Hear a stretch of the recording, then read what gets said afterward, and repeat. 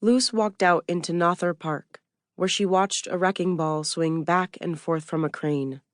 She picked up part of a brick that had skittered out to the sidewalk, noting how close to her own skin tone it was, a color Eusebia, her mother, called casi puro cafecito.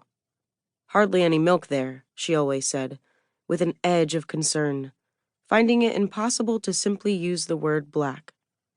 The crane's neck moved, and the metal rope swung the ball forward, striking again. The noise grew noticeably louder.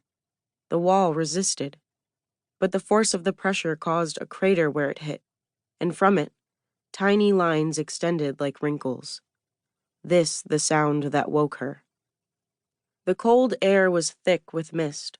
Luce turned away from the noise and rubble, making her way through Nothar Park toward the subway, intent on her destination and determined not to be distracted.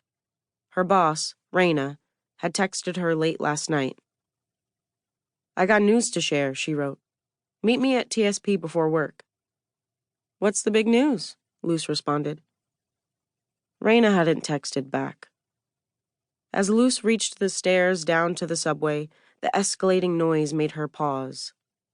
The wrecking ball had finally broken through the stubborn wall, the fracturing now complete. Dust rose into the damp air rapidly, then hung softly above the trees. Was Luce upset to witness the beginning of the destruction of her neighborhood? Nope. Que va.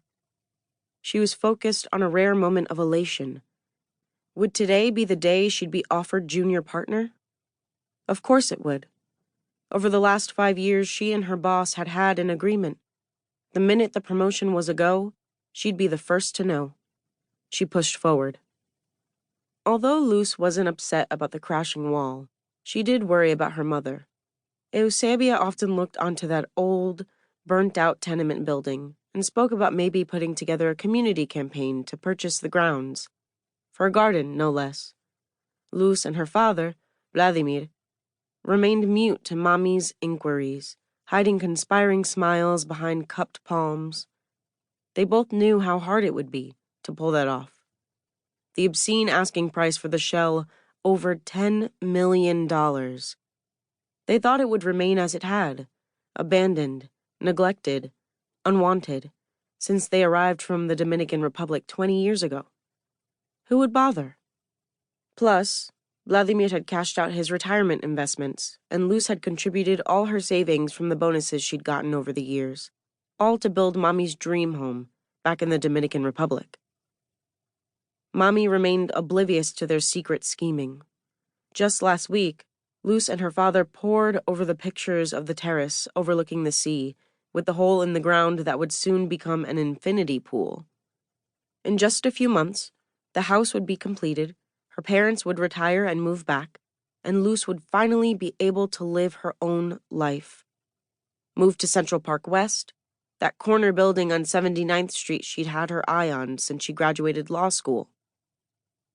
It was ironic, really, that now that she was so close to finally leaving the neighborhood, change had reached it instead. A miracle it had taken this long for the gentrification of New York to reach Nothar Park.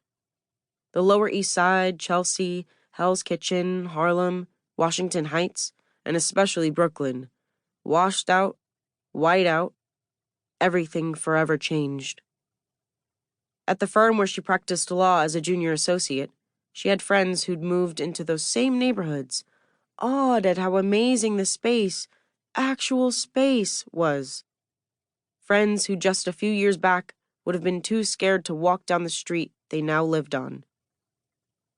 She knew what would happen when the neighborhood changed. Some of it good, some of it not good.